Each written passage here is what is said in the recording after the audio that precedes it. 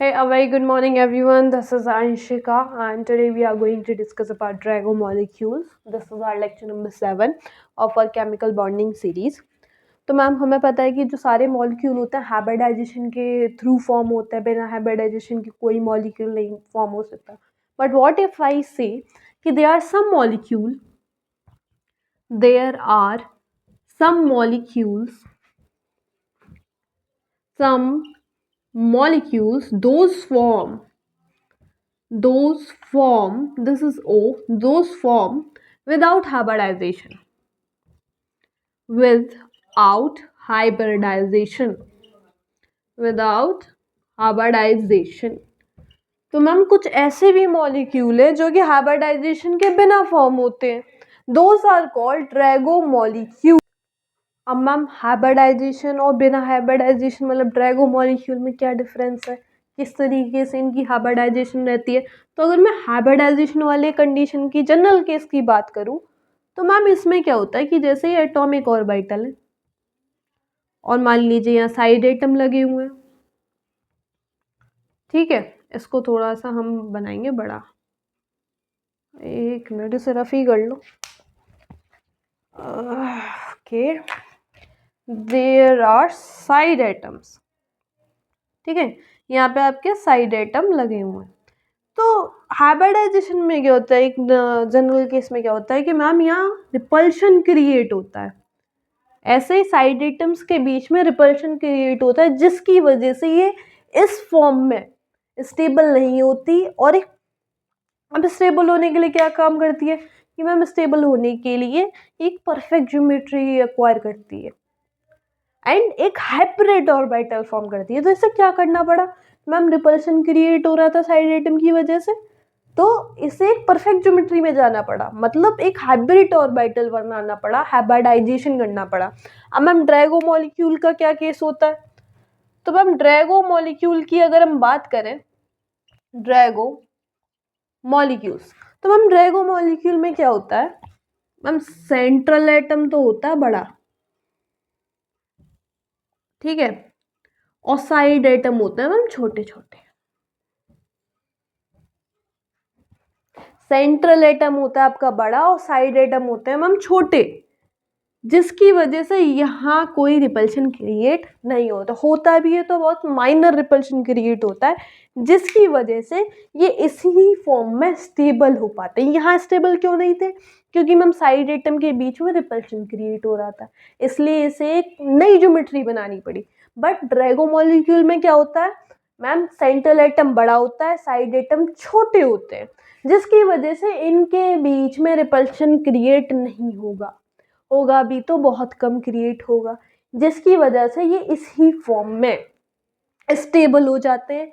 इन्हें hybrid orbital नहीं बनानी पड़ती, इन्हें एक परफेक्ट ज्योमेट्री एक्वायर करने की कोई ज़रूरत नहीं होती. तो ये केस होता है ड्रैगो मॉलिक्यूल में, जब ये जैसे हैं वैसे ही स्टेबल हो गए, इन्हें हाइब्रिडाइजेशन नहीं करना पड़ा. अब एक चीज़ और नोट करना कि मैम ऐसे ही फॉर्म होते हैं. तो ड्रैगो मॉलिक्यूल में जो बॉन्ड एंगल होता है, ये आपको दिख रहा है किस फॉर्म में, तो ड्रैगो मॉलिक्यूल में जो आपका बॉन्ड एंगल होता है दैट इज 90 डिग्री. इसको मैं रफ कर दे रही हूँ, दैट इज 90 डिग्री. देखो इस बात को नोट कर लेना अच्छे से, ठीक है. ये आपका एंगल कितना होता है, oh my God, this is 90 degree. तो मैम एक चीज क्लियर हो गई, दैट इज 90 डिग्री. तो हाइब्रिडाइजेशन क्यों हुआ, साइड एटम के बीच में मैम रिपल्शन हो रहा था, इसलिए उसे एक तरीके से अरेंज होना पड़ा, जिसको हम हाइब्रिडाइजेशन कहते हैं. मैम ड्रैगो मॉलिक्यूल में हाइब्रिडाइजेशन क्यों नहीं हुआ, तो मैम ड्रैगो मॉलिक्यूल हम उन्हीं को कह रहे हैं जिनका कॉम्बिनेशन कुछ ऐसा है कि सेंट्रल एटम मैम बड़ा है एंड साइड एटम जो है छोटे, तो उनके बीच मैम रिपल्शन क्रिएट नहीं हो पा रहा, वो जैसे अटैच हुए, जैसे कंबाइंड हो वैसे ही स्टेबल हो रहे हैं. तो उन्हें एक परफेक्ट ज्योमेट्री एक्वायर करने की या हाइब्रिड ऑर्बिटल बनाने की, हाइब्रिडाइजेशन करने की कोई नीड नहीं पड़ी. ऐसे कॉम्बिनेशन वाले molecule are called Drago molecule. अब इसकी कंडीशन देख लेते हैं कि मैम, ये तो ऊपर ऊपर से हमने बात कर ली कि अच्छा ऐसे ड्रैगो मॉलिक्यूल में कॉम्बिनेशन होना चाहिए, लेकिन अब ड्रैगो मॉलिक्यूल की को हम पहचानेंगे कैसे, इसको मैं रहने दूं, ठीक है। तो चलो इसकी कंडीशंस देख लेते हैं कि मैम ड्रैगो मॉलिक्यूल्स की कंडीशन क्या क्या है।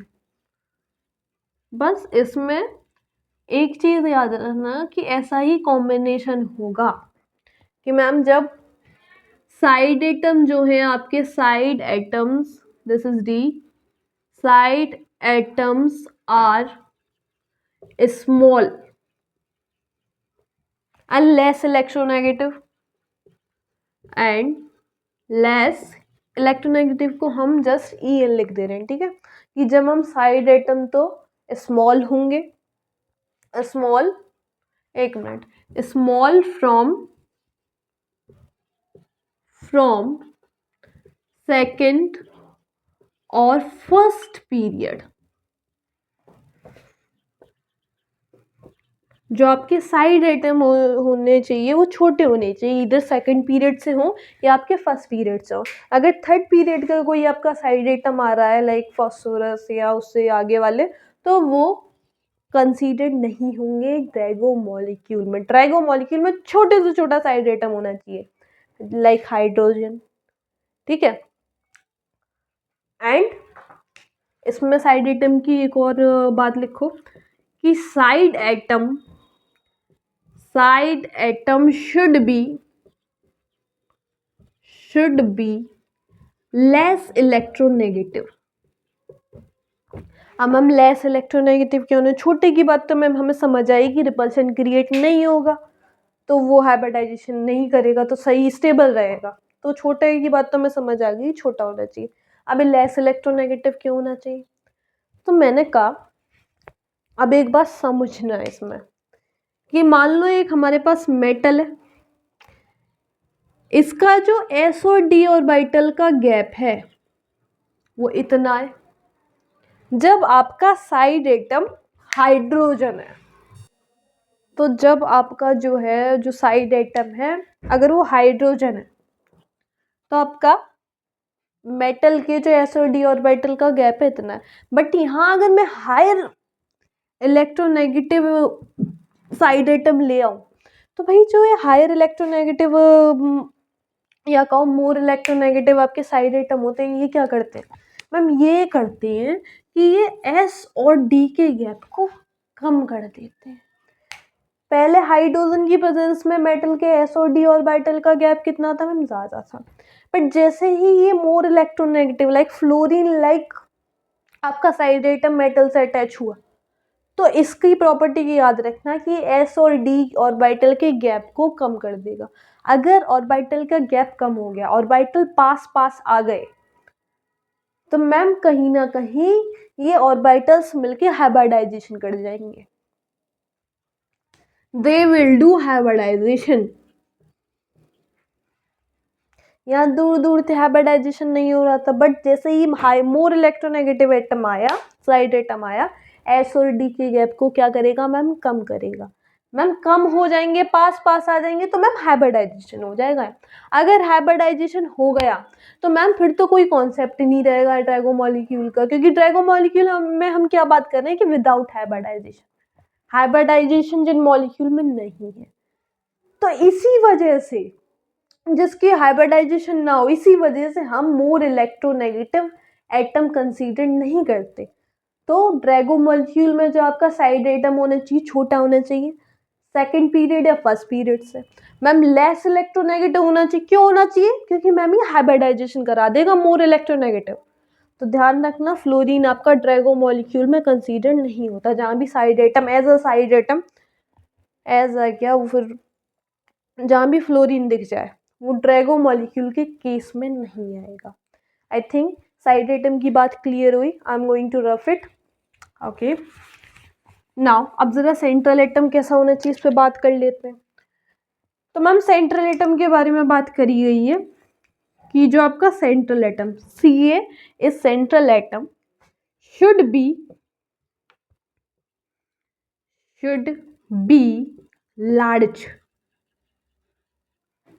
large from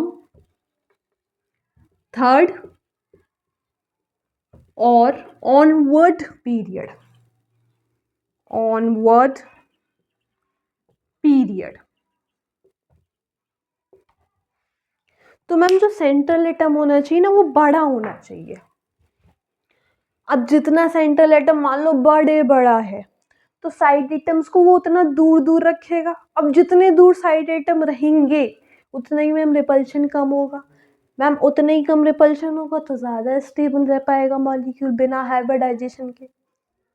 तो side atom should be large.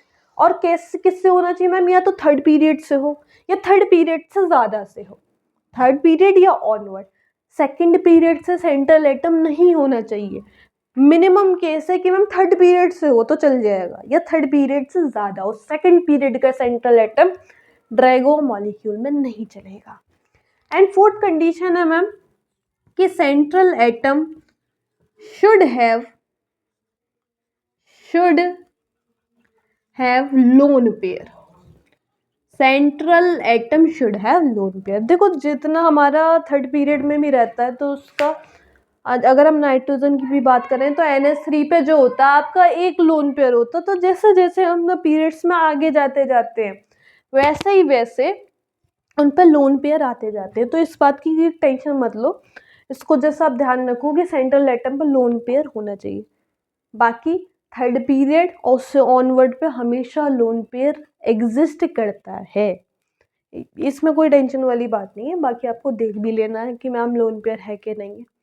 पहली कंडीशन मैम साइड एटम छोटा होना चाहिए, सेकंड पीरियड या फर्स्ट पीरियड से होना चाहिए। Ma'am side atom less electronegative होना चाहिए, फ्लोरीन लाइक साइड एटम नहीं होना चाहिए। मैम सेंट्रल एटम बड़ा होना चाहिए जिससे रिपल्शन क्रिएट ना हो, साइड एटम को दूर दूर रख पाए। मैम कहाँ से होना चाहिए, हम थर्ड पीरियड, कम से कम थर्ड पीरियड से होना चाहिए और ऑनवर्ड होना चाहिए, फोर्थ या फिफ्थ पीरियड से। मैम फोर्थ कंडीशन है कि जो आपका सेंट्रल एटम है उसके पास लोन पेयर होना चाहिए। ठीक है, ये आपके कंडीशन है कि ड्रैगो मॉलिक्यूल कब बनता है। जिनमें आपको ये चारों चीज दिख जाए तो मैम वो ड्रैगो मॉलिक्यूल है, उसका कोई हाइब्रिडाइजेशन नहीं होगा।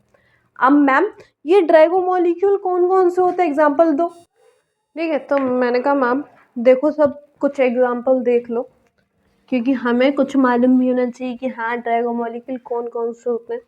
तो एक जो सबसे प्यारा है that sp(H3), AsH3 and BiH3, SbH3, this is 3।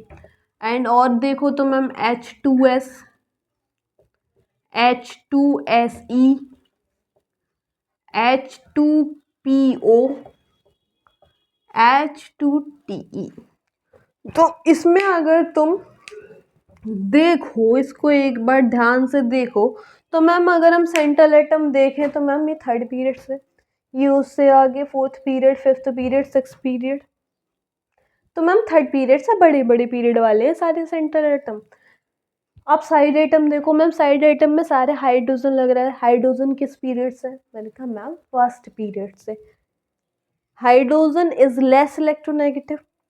तो हमेशा ध्यान रखना ऐसे मॉलिक्यूल तुम्हें दिख जाए कहीं भी कभी क्या कहते हैं ना कि हाइब्रिडाइजेशन निकालो उसमें ड्रैगो मॉलिक्यूल डाल देंगे, अक्सर ये PH3 डाल देते हैं। आप पूछेंगे इसका हाइब्रिडाइजेशन बताओ, तो हमेशा ध्यान रखना ऐसे मॉलिक्यूल दिख जाए, ये कंडीशन वाले मॉलिक्यूल दिख जाए कि आपका ये बड़ा दिख रहा है और आपके साइड एटम लेस इलेक्ट्रोनेगेटिव और छोटे पीरियड से हैं, फर्स्ट या सेकंड से, वो ड्रैगो मॉलिक्यूल की कैटेगरी में आ रहा है, तब उसका कोई हाइब्रिडाइजेशन नहीं होगा।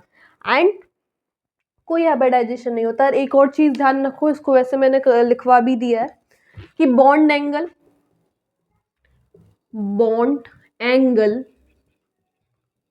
Okay one second, bond angle of Drago molecule, bond angle of Drago molecules is 90 degree.